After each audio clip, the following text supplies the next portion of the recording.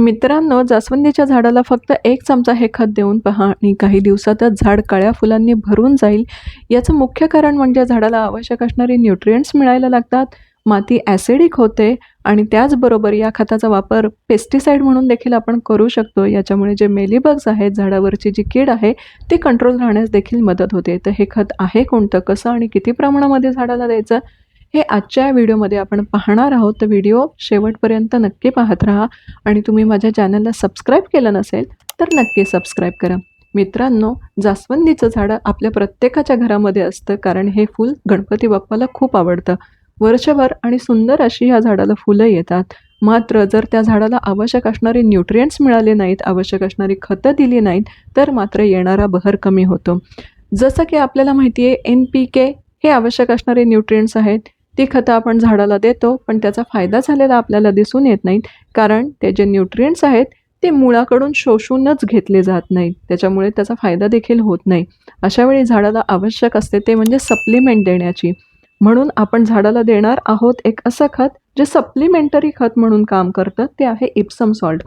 Epson सॉल्टला magnesium sulphate असं म्हणतात. याच्यामध्ये मॅग्नेशियम असतं, सल्फेट असतं, जे झाडासाठी सप्लिमेंटरी न्यूट्रिएंट्स म्हणून काम करतं. हे तुम्हाला कुठल्याही नर्सरीमध्ये, ऑनलाईन किंवा मेडिकल शॉपमध्ये देखील मिळून जाईल. कारण जर काही मुकामार लागला असेल तर त्या ठिकाणी इप्सम सॉल्टचा शेक दिला जातो. त्याच्यामुळे मेडिकलमध्ये देखील हे उपलब्ध असतं. तुम्हाला 1 चमचा इप्सम सॉल्ट, मोठी कुंडी असेल तर 1 चमचा, लहान कुंडी असेल तर अर्धा चमचा या प्रमाणामध्ये तुम्हाला घ्यायचं आहे आणि हे मातीमध्ये मिक्स करायचं आहे. याचे छोटे छोटे कण असतात साखरेसारखे. त्याच्यामुळे जेव्हा जेव्हा आपण झाडाला पाणी देतो तेव्हा हे कण हळूहळू विरघळतात आणि झाडाला मॅग्नेशियम आणि सल्फेट मिळतं. याच्यामुळे फायदा काय होतो, तर झाड इतर जे न्यूट्रिएंट्स आहेत ते देखील व्यवस्थितपणे शोषून घेऊ शकतं, मुळांद्वारे ॲब्झॉर्ब करून घेऊ शकतो. याच्यामुळे झाडाची वाढ पुन्हा सुरू होते आणि दुसरा फायदा म्हणजे पानामध्ये जास्त प्रमाणामध्ये क्लोरोफिल तयार होतं. त्याच्यामुळे झाडाची वाढ खूप चांगल्या पद्धतीने होते, नवीन फुटवे फुटतात आणि भरपूर कळ्या आणि फुलं येण्यास याची मदत होते.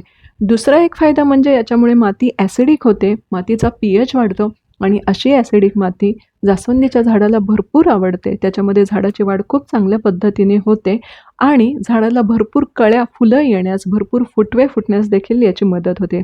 आता ह्याचा आपण पेस्टिसाइड म्हणून कसा वापर करायचा हे बघूयात.